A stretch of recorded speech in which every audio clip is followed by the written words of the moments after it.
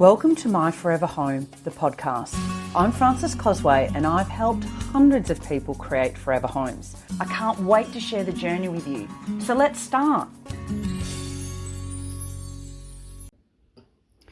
Hello and welcome to this episode of My Forever Home, the podcast. Today I'm going to be talking about sustainable interiors and what to consider. It's just little old me today instead of having a guest on. I suppose as an interior designer, I should be the one that is going to chat to you today about sustainable interiors and what you need to consider if this is a core criteria for you and your home. So I'm going to run through the thinking behind the design, sustainable hard materials, sustainable thinking for decorating, window treatments and what you can think about there, as well as lighting. So let's kick off. When you're thinking behind the design and when you're thinking about interiors, I know this has come up a lot as part of the sustainable homes and living season that I'm delivering to you as part of this season. Many guests, and of course something that I've talked about a lot many times over, is maximizing the efficient use of space. Now, you may think that that actually comes down to the architect's role, but when I'm looking at floor plans, particularly as part of the floor plan sanity check service that I provide, it's one of the core things that I'm constantly looking at and commenting on and trying to improve. Because sometimes there isn't necessarily an efficient use of space and the space is wasted, there's not enough flow, or there's just space that could actually be more flexible and more adaptable, which we've spoken about many times, particularly with Anna last week. So that is something that you need to be sure that you have. So it's not necessarily about the size of your home. It's how are you going to use all the rooms and spaces that you have in your home efficiently. Just as an example, I don't particularly feel that having a home cinema is an efficient use of space. It's normally a space that might be 4 metres by 4 metres, 16 square metres of space that is not necessarily going to be used often. And so that space, that 16 square metres of floor plan, could actually be used in a different way. Now, that's just one example of one room, but sometimes it's not just a room that could be too big. It's a room that's not going to be utilised very often. So just think about how can we efficiently use this space as best that we can. Then there's the size and effectively using interior spaces to minimise resources. And I suppose that's linked to the other point that I was just talking about with regards to the efficient use of space. Is the size of the space proportionate to the furniture that's going to go in there? So if I think about a living room that is some enormous space where there is a lot of, and the reason for that is, well, we just want to have a really large living room. So that might be nice, but, you've got to fill that space with, furniture that is scaled to that space, and it may feel big and void-like. And so do you really need to have a space that is that big? We need to get the size of our spaces proportionate to things that we want to have in there, how the space is going to be used. And if we're thinking about minimising resources, every single square metre of home that we're building is going to not only cost us money financially, but from a sustainability perspective, it's the resources that are going to be used, but also the energy, so the energy resource that's going to be used to heat and cool that space as well. So think about how these interior spaces can be efficiently used. Ask yourself how much space is really required. And this is where I really challenge clients that want some enormous retreat upstairs just because they can, or having multiple spaces or multiple living rooms. And I'm not just talking about having 2 living spaces, because I feel that they are really important in a family home, areas that people can retreat to and have personal space. But it's more around just having these additional rooms just because you can. When you're asking yourself how much space is really required, and I think going back to what Anna and I were talking about last week, when you've got a really good designer, you can actually make spaces work much harder for you, and they can be more than one thing. And we did talk about that quite a lot, so I don't want to focus on that too much today. But designing for now and the future for me is so critical. And I know I talk about this a lot, not only on the podcast, I write about it a lot, I talk about it a lot when I'm presenting at home shows, and I speak to my clients about it a lot as well. Don't just think about your lifestyle now. For example, you may have small children. There's no point designing a home that's just focused around small children, because they will very quickly grow up, and grow up quickly they do. And then you'll have teenagers in the home, and then you may be empty nesters for a while, and then you may have grandchildren. So design for now, but also design for the fact that things are going to change. Your lifestyle will change. Your situation will change over time. So think about the functionality and how you can get spaces that are going to work for you now, but they are functionally going to be able to work for you in the future. There are other episodes that I talk about this. Anna and I touched on this a lot last week as well in the last episode. So let's talk about some hard materials. How do you go about finding hard material selections for your home that have a sustainable focus? When you've got sustainability as a core criteria and objective for the home that you're creating for yourself, where do you even start to find materials that are going to meet that criteria? You are in luck, my friend, because 8 years ago when I was doing this for myself, it was certainly a much harder exercise than what it is today. The first port of call that I would direct you to is looking for green tag accredited products. Now, I was incredibly lucky to have David Bagg on the podcast as part of this series recently. The CEO and founder of Green Tag, which I'm so proud to say is an Australian initiative, but it is now used all over the world. Go to their website, or even just Google, as he recommended, just Google the product that you're trying to look for. So it might be tiles or bench tops, and you will then find Green Tag accredited products. And of course, there's a range of accreditations, as he explained, but you will then understand why they are, what they're accredited for.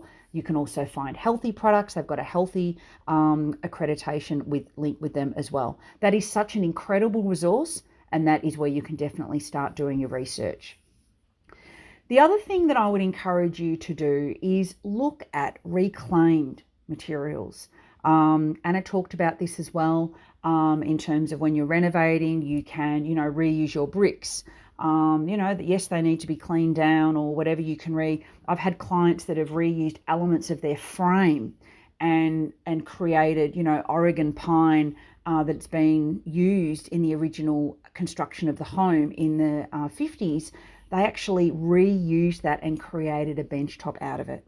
So you reclaim the products and reuse them for something else, which then goes to the next point about using recycled products.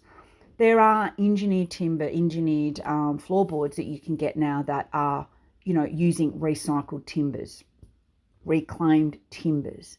So even though that is a new product that's been made, they have used reclaimed and recycled elements to create an engineered timber floor.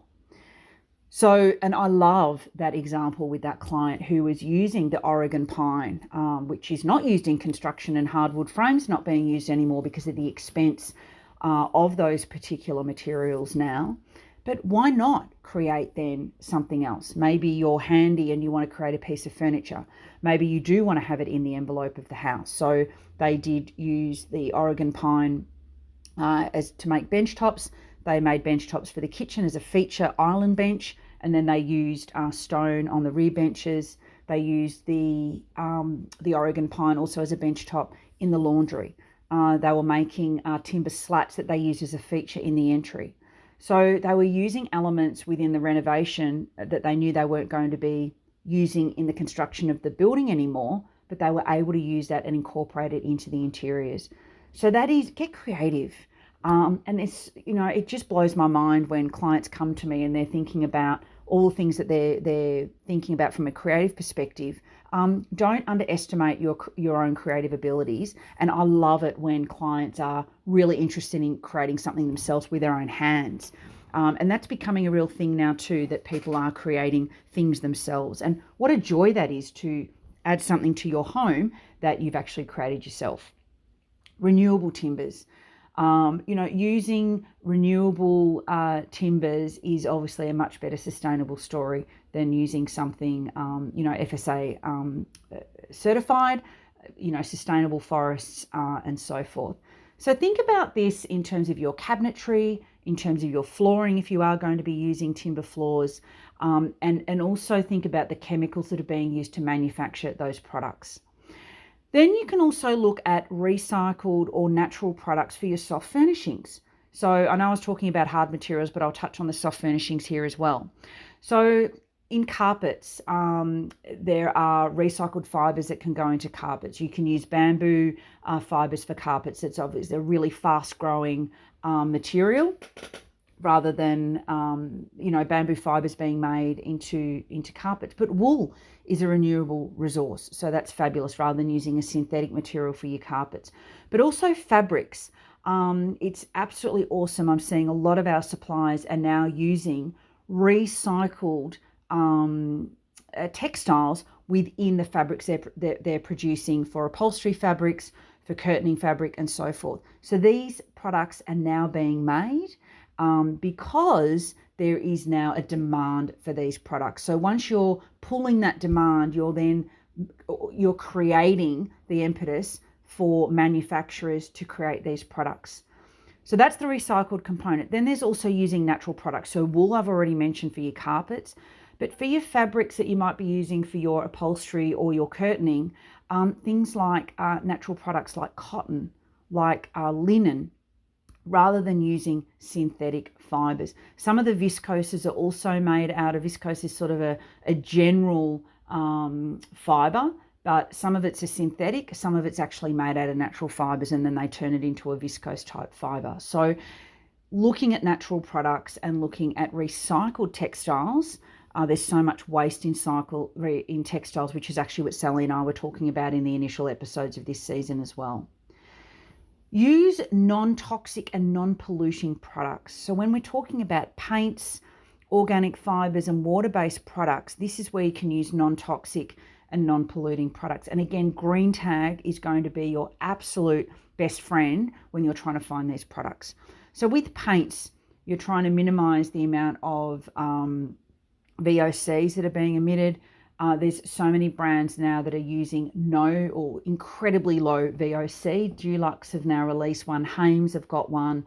But when you're using paints that have got low VOCs, it means, they're actually slowly released chemicals in your home, and you really don't want those slowly releasing into your home and emitting chemicals into your house.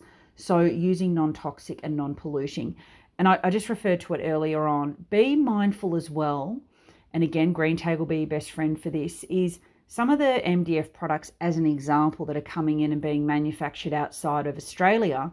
So for example, they might be being produced in countries that do not have the same sort of stringent regulations that we have around the composites and the ingredients that are being used in those products.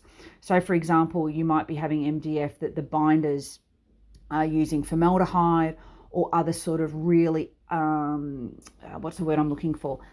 There are a lot of chemical-based products that we wouldn't necessarily allow to be used in Australia, but they're being manufactured overseas where they're stringent, where it's not astringent, and then they're being imported into Australia. So it's not just the actual product itself, but it's how that product is actually manufactured that you need to look at too. The other thing is choose products that are going to work with other sustainable design features. So we talked about, and I've talked about this many times as well, thermal mass. Neil and I talked about it in how we use thermal mass in our own property using the slab.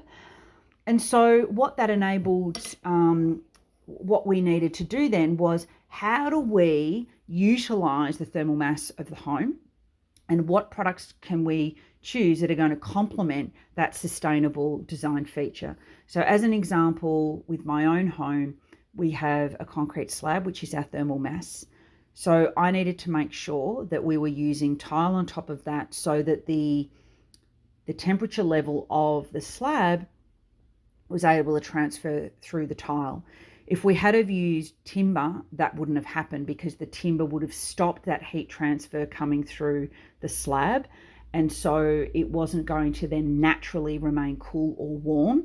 And that's why I needed to choose a product that was going to complement the thermal mass, as an example, that we were using a sustainable feature in our home. So think about, what are you designing for? What are these sustainable design features that you're having in your own home? And how can you choose complementary products that are going to work with the sustainable design features that you have? And that passive solar thermal mass is just an example. Then when we get to decorating, what's some of the sustainable thinking that we can use when we are decorating our homes? So we're choosing our hard materials, we're making sure that we're using low silica, we're making sure that we're choosing green tag accredited products. But then when it comes to decorating our soft furnishings, our ornaments, and how we're decorating our homes, how can we do that with a sustainable mindset? Well, I go back to choosing natural fibres and recycled fibres in the upholstery and the curtaining fabric that we're using. And I talked about that, so I won't go into that again. Minimise the chemicals that we're using. So minimising the chemicals that are being used in the product when it's being manufactured. But you need to review how these materials are being made. And then again, green tag is going to be your best friend to do that. Repurpose and refurbish furniture and decorative pieces. I'll talk about furniture first. So there might be a piece of furniture you're not, mad about the colour anymore. Well, you can easily refurbish that piece of furniture, and maybe you're going to paint it another colour. Maybe you're going to strip it back and revive it. Maybe it just needs a little bit of, a little bit of love, and it needs to be polished up again with a little bit of Marvia. I do this with my products all the time. All these surface scratches are pretty much eliminated, and timber furniture pieces can come back and look like new. So that's sort of refurbishing it, making it be reused, but it may not look the same as you originally had it. And then repurposing may be adapting it a little bit so it can be used for something else. So for example, I had a mid-century, what would have been a dressing table when I lived in London. The mirror was taken off and I actually used it as a desk. Granted, it was probably a little bit narrow for a desk, but I only had a laptop and it served me fine. I had a couple of drawers on either side. So I was able to repurpose what its original intention was for, and I was able to use it for something else. Now, sometimes it might need to have a little bit of an adaptation made to it, but at least you're able to repurpose that original piece of furniture. One of the main things that we do with our clients to refurbish a piece of furniture is when they've got a sofa that they love, it's comfortable, but the fabric on top's a little bit worn or it's a little bit dated and really just needs a little bit of love and bringing it up to making it look new again. So I often have clients say to me, "Oh, I'm going to buy a new sofa." "Oh, why is that?" "Oh, I don't like it anymore. It's just a bit daggy and I really need something new." Okay, is it comfortable? Yes. Do you like it still? Yes, I love the shape still. It's really comfortable. We really like it, but the fabric is just not our style anymore. Great. Why don't we just reupholster it? We can give it a little bit of love. Some of the springs may need to be adapted. We might need to put new foam in the seat cushions or in the rear cushions. But actually, you will effectively have a brand new sofa without having to buy one. Don't get me wrong. Reupholstering a piece of furniture is not necessarily going to be the cheapest exercise because it's the fabric that actually is a lot of the cost. But you're going to have a brand new sofa, effectively. You're not throwing out a piece of furniture. You're repurposing and refurbishing something that is really comfortable that you may not actually be able to buy again. It's really funny. I had a client who, not really funny, it's a really good example actually. It was an 80s style sofa and it was leather, and she said, "Oh, I stick to it and it's too dark." And I said, "Well, look, we could get a new sofa, but you know what? This fits perfectly in the space. Do you still sort of like it?" And she said, "You know what? It is so comfortable." And I said, that style of sofa is actually really difficult to find now. It's quite 80s, with those really soft arms. And I said, we're not going to be able to find this at the moment because it's just not around at the moment anymore. So if it's that comfortable, she said, oh, I just love how comfortable it is. But yeah, it's a bit daggy now. So we just recovered it. Instead of it being leather, we chose a really beautiful fabric. And so it was able to be completely renewed, and she loved the shape and the comfort and everything else. And we were never going to find a sofa like that new anyway. So really think about what you've got that could be just updated. Demand well-designed products.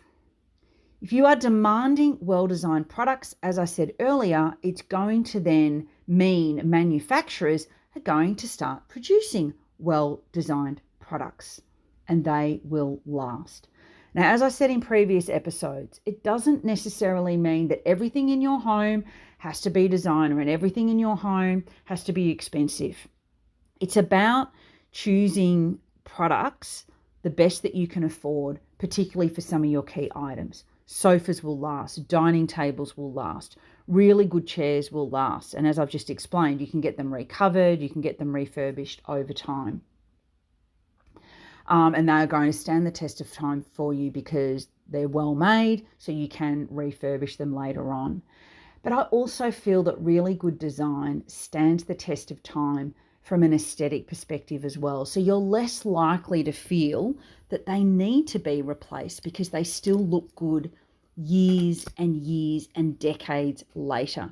And this is that European mentality that I believe we really need to adopt a little bit more of in Australia.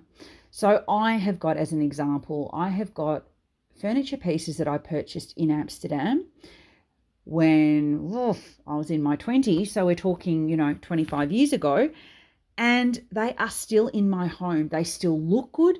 They've stood the test of time. They still look new, but their actual design aesthetic is not out of place in my home here. They sit really well because they are classic design pieces. Look, you can't do it all the time. I have to save and save and save and save for those pieces, which is probably why they mean more to me as well.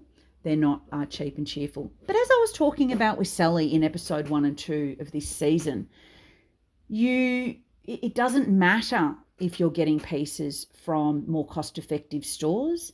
If they're going to last for you and you love them and they're going to serve their purpose and they're not purchased with a fast fashion disposable mindset, that's okay. It doesn't matter what the price is. It's about having it last in your home because you really love it. Strong demand for products creates an impetus for product designers to improve and design innovative solutions. And I think that's the core thing. If we are, as a society, demanding better design, improved manufacturing, more quality products, then of course product designers are going to have to meet those demands. The European mentality, I think, around quality materials and good designs and avoiding that fast fashion materials that I did talk about with Sally in episodes 1 and 2 is really something to embrace. Choose and support locally made. Not only are you supporting your community, you're giving local people jobs, you're supporting local manufacturing, you're also minimising transportation. Not only from a fuel perspective, from a cost perspective, but from a sustainable perspective, the energy that's being used. So that's a great story. And I think that it's such a beautiful feeling. I love supporting, producers at local markets and locally made products. I love supporting local artists. I love contributing to someone that is creating a lifestyle and creating a career out of producing beautiful products and bespoke products that you're not going to find everywhere. And that's the other beautiful thing about supporting locally made. It's more bespoke. Not always, but generally speaking, it's more bespoke. So you're having a more unique product in your home that you're not going to find really easily elsewhere. Upcycling is another really good way to think sustainably about furnishing and decorating your home. I have absolutely zero shame in collecting things off the side of the road, Both my desk at home, my desk in the studio are from the sidewalk. They are from the nature strip. They are incredible pieces of furniture, and I have zero shame in saying that those things came off the side of the road. My partner gets a little bit embarrassed. He, stop fossicking around on the nature strip. But I have found some incredible finds, and that's also a great opportunity to repurpose and refurnish pieces of furniture that you do happen to find on the side of the road. What's the saying? Someone else's junk is another man's treasure, and it is absolutely true. So don't be disheartened about finding something that you like on the side of the road. Go for it. A bit of a wash down, a bit of a scrub, maybe a lick of paint could revive something that you can create in your home. And what a way to save money as well. So if you're setting out and you're in your first home or money's tight, it's a really good way to save money as well by scrounging around on the side of the road. I'll let you in on a little bit of a story. I was borrowing my dad's van. He's got this really big van. And when I was doing a big drive to get a lot of products, or not products, but a community drive to get clothing and other materials for the Afghanistan refugees, I borrowed my dad's van. So when we delivered everything to them and we had the van for a while, I said to my kids, okay, let's go scouting. And it was a bit of a joke. So we just drive around the streets looking at what was on the nature strip, and my kids love it. They're now like, Mom, look, look at that on the side of the road. And, we just chuck it in the van. So it was a bit of an outing. We'd say, come on, girls, let's go scouting. Let's see what we can find on the side of the road. And we found some absolute incredible finds. So don't be proud. You're doing a great job by stopping something going to landfill. The other thing is use plants. This may sound a bit odd, but from a sustainability perspective, when you're using plants internally, you're actually improving the air quality in your home.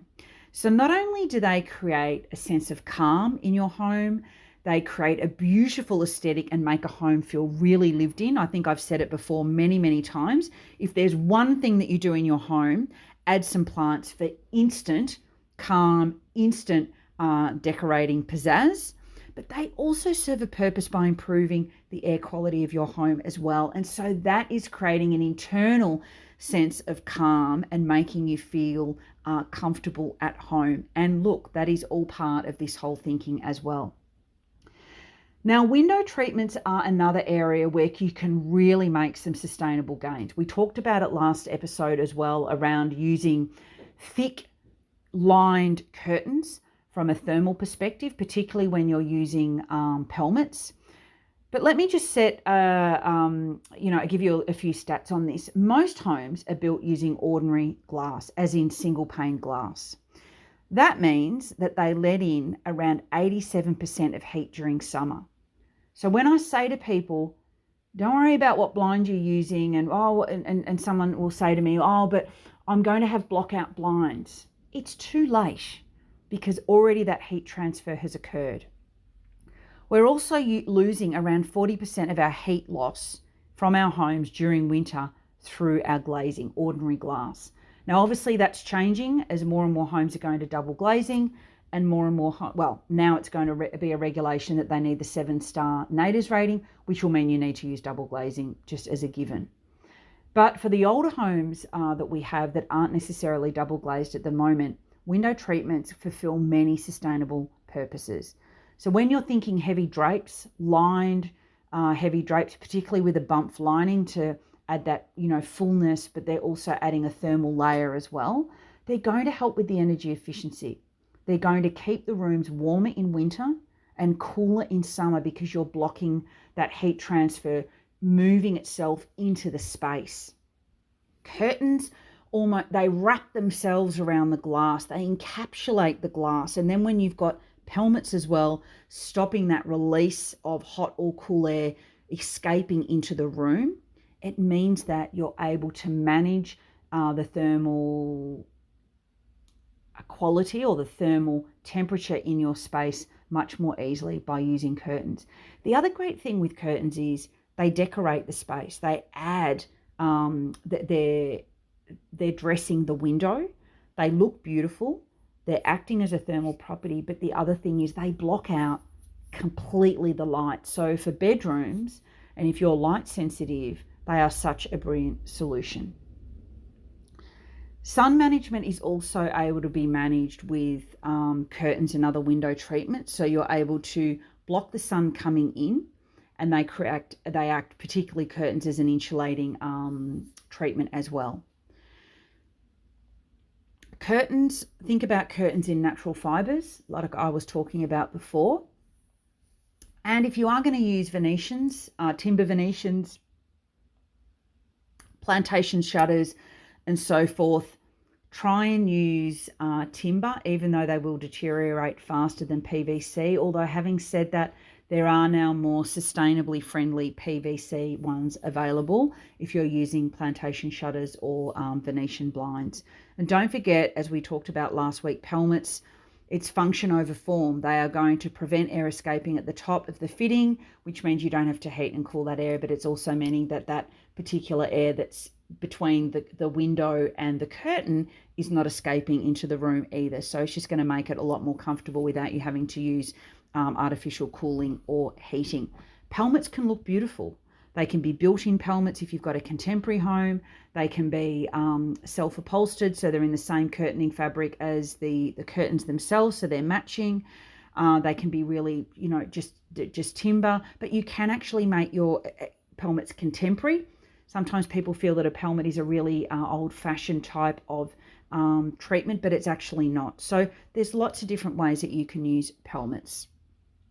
The final thing I wanted to talk about was lighting. Boy, oh boy, lighting is not just about using LEDs and retrofitting all your, halogen lights into LEDs. It's not going to cut it for you. Windows and skylights need to maximize the use of daylight and minimize artificial lighting. So wherever you can use your natural light, it's so much nicer than using artificial light. But you might be able to use solar tubes or skylights to enhance the natural daylight that you have in a particular room if you don't have access to really good daylight using the windows. And sometimes, we've got, big buildings next to us that can block it. Well, then let's use light that's coming from overhead. The other great thing with skylights is they are able to release a lot of hot air to cool a home. So if you've got skylights that are openable, which I would highly suggest, and also highly suggest the ones that automatically close when it's raining, and also highly suggest the ones that have got a blind so that you're blocking that really strong sun coming in during summer. But if they're used over, for example, stairwells, heat rises, and if you've got the skylight at the top that opens, you're letting that hot air escape so that you're not having it trapped within the stairwell. So they serve a function not just in terms of allowing daylight out, but they allow you to dump hot air as well. When we're using artificial lighting, obviously we need that at night. We need that for task lighting. We need it when, there may not be enough daylight, good daylight coming into a particular space, which is where we need to use artificial lighting. LEDs are obviously the direction that we need to go down. But unfortunately, it's not just installing an LED. There's LEDs and there's LEDs. Just like with anything, there are, multiple types of one particular product. But there's no point just scattering your entire house with LEDs and going, look, I'm done. What we need to be able to do from a sustainability perspective, but also from an interior design perspective, an aesthetic perspective, but also from a functionality perspective, is make sure that we are creating varied and multiple light sources. So it means that you're not just flicking a switch and all the downlights are going to go on. What a waste of energy if you don't need all those lights on. And don't forget that energy is increasing rapidly, the cost of energy. That's not going to be going away. It's only going to be increasing over time. So having multiple light sources means that you can layer light. It means that you can turn it up, dial it up or dial it down, as I like to say, when you need to. So that's going to improve the energy efficiency, the energy that you're using in any space. You're not putting lights on that you don't necessarily need, but it also means that you're creating a beautiful ambience in your home and in particular spaces. And it also means that you're able to create really good task lighting when you need to. So multiple light sources, think lamps, think dimmers, think having uplights and wall washers and directional lights. All these different types of light fittings enable you to create flexible lighting, so that you can dial it up or dial it down, create mood, have really good task lighting. So we really need to put more of an emphasis on our lighting design. It means that we can also use better light fittings that are producing a better light source. They're going to last longer. So that's one of the biggest issues when you're buying a cheap fitting. Yes, it might be an LED, but the LED fitting within it is a really cheap and nasty fitting, which means you're not going to get anywhere near as many light hours from that particular fitting as what you would from a really good quality one. The light is actually different as well. The light quality is different. It's not replicating daylight as well necessarily. So that's what you're paying for with a fitting. Rather than it being a plastic fitting, it's going to be a metal fitting, which means it's going to last longer. It's not going to discolor over time either. So all of these things means that you're not wasting products. So if you're buying a cheap plastic fitting initially, and then that discolors over time in your white fitting, in your white ceiling, you've got a fitting that, in a couple of years is going to discolor and become yellow, you're going to replace that fitting because it looks terrible. That's not a good sustainable story. It's going to end up in landfill. So again, when you're buying good quality, I talk about it with furnishings, but this comes down to a lot of the materials. Lighting is one of them. It's a bit of a pain to retrofit. Yes, it's possible. But if you can buy good quality at the start, it's going to alleviate these problems. Flexible lighting means that you don't need to have all your lights on at the same time. And I think that's going to be saving energy, but buying those good quality lightings means that they're not going to be replaced in a couple of years because they've blown, they're not working anymore, or, they're plastic and they're cheap and nasty and you're going to have to replace them anyway. That's not a good sustainable story because that's going to end up in landfill. My key takeaways for you today are things that I probably harp on a lot about. I harp on a lot anyway, and you've heard me say it if you've been listening to this podcast since its inception. Buy quality when you can. When you can afford it, buy quality.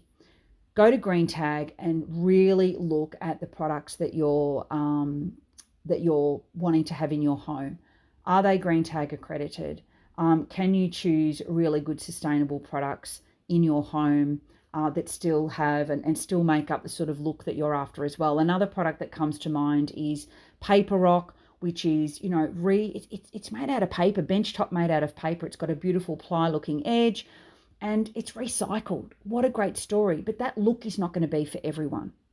There's also a product called Better Stone, which is, recycled glass that's then been made into what looks like an engineered stone. So sometimes these products are more expensive than others and that makes them cost prohibitive. But just choose the products that you feel are going to meet your sustainable objectives. There's tapware that is, again, Green Tag accredited, where all the byproducts are recycled. The brass offcuts are recycled. They're made locally. All these things are going to mean, yes, they come with a price tag, but if you can afford them, add them into your home. I think if you sit down and work out what are our sustainable objectives, what are we trying to create in our home? Is it we want to create a healthy home? Is it we're trying to minimize our chemicals that are in our home? Is it that we're trying to, have a zero, or we want all Green Tag products in our home because we want to have it as sustainable as possible? Or is it that we're trying to just have some key products that are going to then add to our sustainable story? But it's not just about the materials. As I said earlier, it's about your soft furnishings. It's about it's about your furniture. It's about your window treatments. There's so many different things that you can think about. And you know what? Getting the floor plan right and making sure that you don't have all this wasted space is probably one of the core things that you can do from an interiors perspective to make sure that you're not just wasting energy in the construction and in the maintenance and in the energy that it costs to run that particular home. I hope that's helped you today. It's a bit of a monologue when it's just me. I feel like I'm get a little bit boring when it's just me talking on my own, but I really wanted to talk about some of the key interiors things with you today.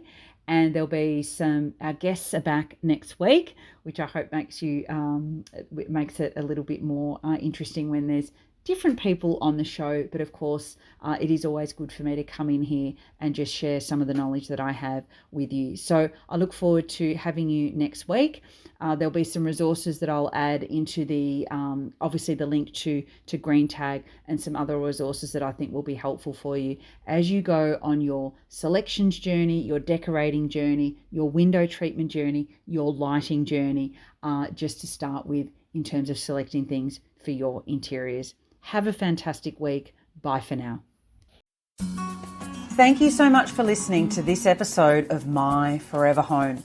If you're ready to renovate or build a new home and you need help to create a beautiful and functional forever home, you can book a chat with me directly at whitepebbleinteriors.com.au/chat. Have a great day.